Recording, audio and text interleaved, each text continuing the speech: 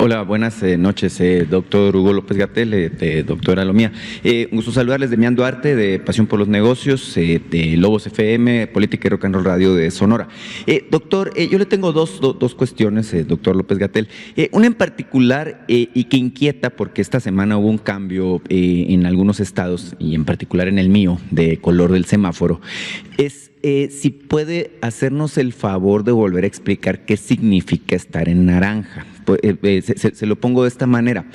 Hay algunas autoridades, entre ellas la Autoridad de Salud en mi estado, encabezada por Enrique Clausen Iberri, y también algunos sectores de la sociedad que se sienten incómodos al haber pasado de rojo a naranja. Yo entendí, ahorita lo dijo el doctor Alomía, se trata de una situación de alerta alta, ¿verdad? Estar en naranja no significa estar en verde. Sin embargo, pareciera ser que molesta haber hecho la transición hacia el color naranja, en particular en Sonora.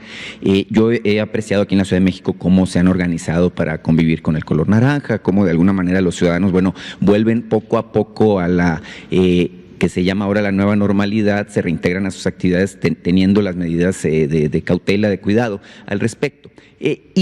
Precisamente en este tópico me interesa mucho que nos explique cómo es que ustedes toman la decisión, porque yo asumo que a la hora de ustedes hacer el cambio es una decisión que es consensuada. Observo yo con mucha atención las estadísticas que presentan, por ejemplo, de camas disponibles, y veo que Sonora, por ejemplo, es un caso particular que tiene más del 50%, 56%, si mal no lo recuerdo, de camas de terapia intensiva disponibles. Entiendo que ese es uno de los factores determinantes para hacer los cambios en términos del semáforo. Ese asunto me importa mucho y si me permite hacerle una segunda pregunta. Con mucho gusto, Damián.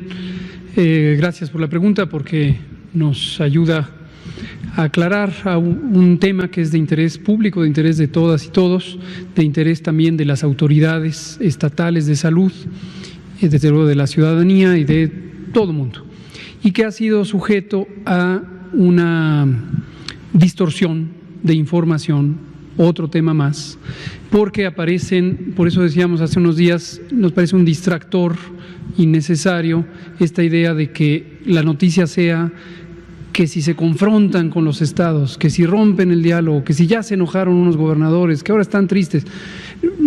No va por ahí. Hay que tomarnos seriamente las cosas. Esto es una pandemia y es una situación muy delicada, muy delicada. Considero, lo hemos dicho, y lo digo no solo a título personal, en voz propia, sino consideramos el Gobierno de México que las entidades federativas tienen gobernadores, gobernadora en el caso de Sonora, jefa de gobierno en el caso de la Ciudad de México, que son gente muy responsable, talentosos, talentosas, dedicadas, comprometidas y comprometidos con la salud y el bienestar de la ciudadanía. No nos queda duda al respecto. Pero desafortunadamente, en algunos casos, no es el caso de Sonora, en algunos casos la difícil decisión de balancear el bienestar social, que depende de la continuidad de las actividades en el espacio público y de las actividades económicas, que es muy importante, balancearlo respecto a el mecanismo directo de protección de la salud y la vida de las personas, que depende de la inmovilidad, porque es lo que logra reducir la proximidad entre personas y por lo tanto el contagio. Estos dos elementos a veces no son fáciles de conciliar en ningún estado de México o en la Ciudad de México, en el país en su conjunto y en ningún país del mundo. Están contrapuestos hasta cierto punto. Y es la realidad con la que hay que vivir. Es parte de la complejidad de un fenómeno tan importante como una epidemia. Duradera, además. Hemos comentado aquí que hay personas en la ciudadanía que viven al día. Enfatizamos esta noción porque la mitad de la población de México vive al día. Y vivir al día quiere decir que de las decisiones y actitudes y actividades diarias depende la posibilidad de conseguir el sustento. Hay que salir a la calle a vender un producto, a que se le contrate un servicio, etcétera. Y es una realidad social que tiene México desde hace muchas décadas, porque la riqueza en México está injustamente distribuida. Y esta es una realidad, está documentada por personas especialistas en el campo, en México y fuera de México. Hay otros segmentos de la población que afortunadamente no tienen que vivir al día. Algunos porque tenemos la fortuna de estar contratados, nada es permanente, pero estamos contratados en una institución y entonces recibimos un sueldo periódico, otras personas en una empresa y también tienen un salario, etcétera. Hay personas que también tienen capacidad de ahorro, tienen ahorros, y entonces, aunque obviamente les pudiera haber afectado este periodo largo de confinamiento, pues tienen una reserva económica para vivir. Entonces, depende cómo viva uno cada cosa. Puede ser, no ocurre en todas las personas, pero puede ser que uno pierda la noción de la realidad de otras personas. Entonces, quien tiene capacidad de ahorro o quien sigue recibiendo su salario, posiblemente en su universo de prioridades le va a poner mayor énfasis al tema de mantener el confinamiento para proteger la salud. Y tiene razón esa persona. Pero le está faltando otra parte de la historia, y es, no todos viven las condiciones de esa persona. Otros no pueden lograrlo porque tienen que salir. O al revés, hay personas que tienen que salir todos los días o tienen un pequeño negocio que está a punto de quebrar o quebró ya, y entonces el énfasis que van a poner es en ese aspecto social y económico. Y como ven, no es fácil conciliar estas posturas. Consideramos que todas son válidas, pero que lo más importante es tener una noción del otro y verlo como parte de uno mismo. Somos una misma realidad que está compuesta de múltiples expresiones. Y si somos solidarios, si somos conscientes del bien público, vamos a tener la responsabilidad de preocuparnos por lo que nos atañe a nosotros, pero también lo que atañe a otras personas. Bueno, ¿por qué digo todo esto?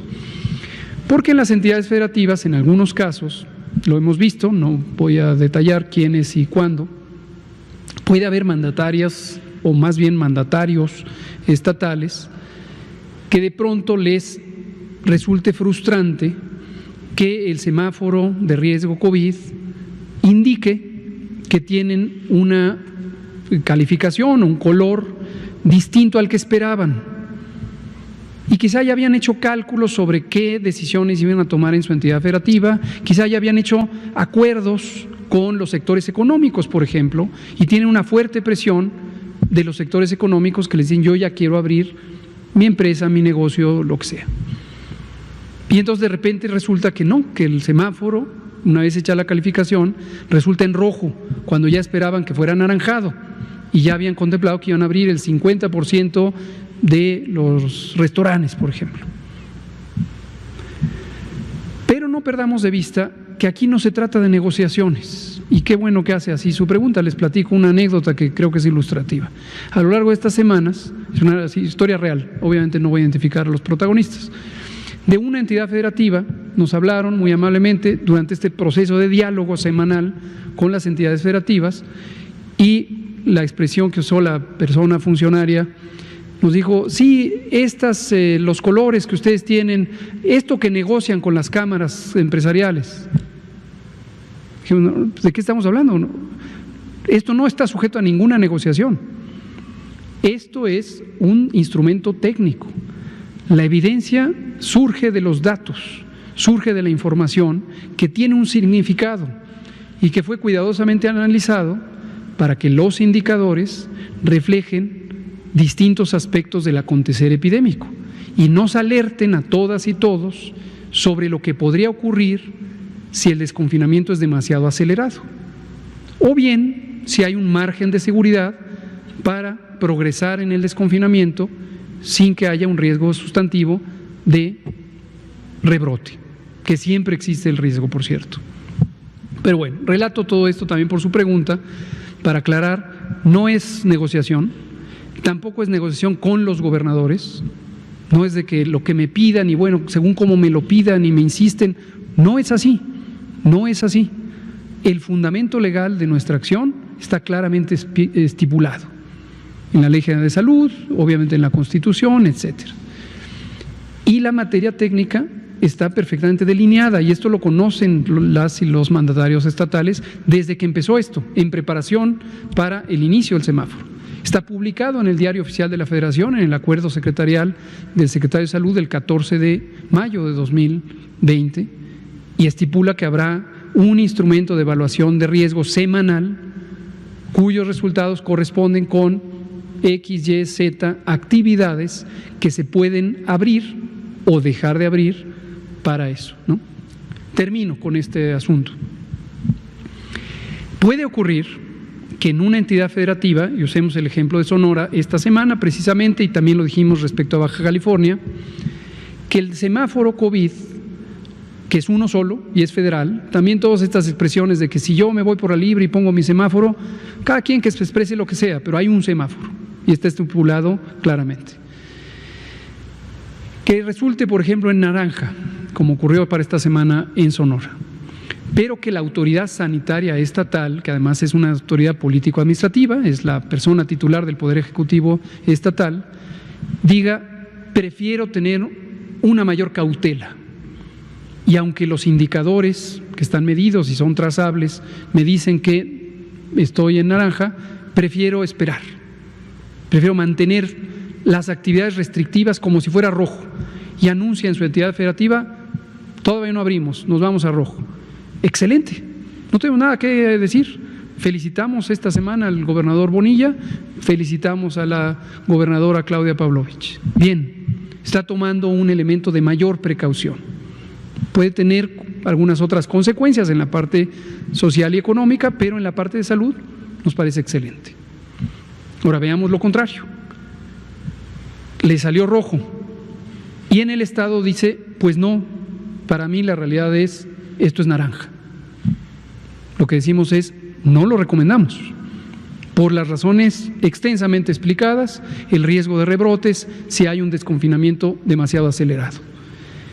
Y lo presentamos transparentemente, todo el mundo sabe que lo presentamos aquí, y se dice, para que también la ciudadanía sepa cuál es la evaluación de los indicadores y lo que resultó. Entonces, no recomendamos que una entidad federativa, cuando obtiene un rojo, diga, pues yo me voy anaranjado. ¿Qué puede pasar? Y lo hemos mostrado en un par de ejemplos, podría pasarle a cualquier otra entidad federativa, que le lleve a un desconfinamiento demasiado acelerado y haya un rebrote.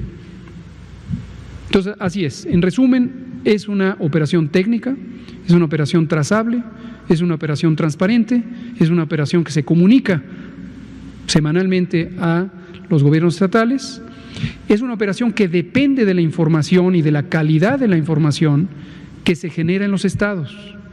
Recuerden eso muy bien, lo hemos dicho también muchas veces. Los datos no se producen en el gobierno federal, los datos se producen en cada una de las unidades de salud de los estados. Si los datos están incompletos, pueden perturbar la calidad de la calificación, ¿no? Esa es la idea.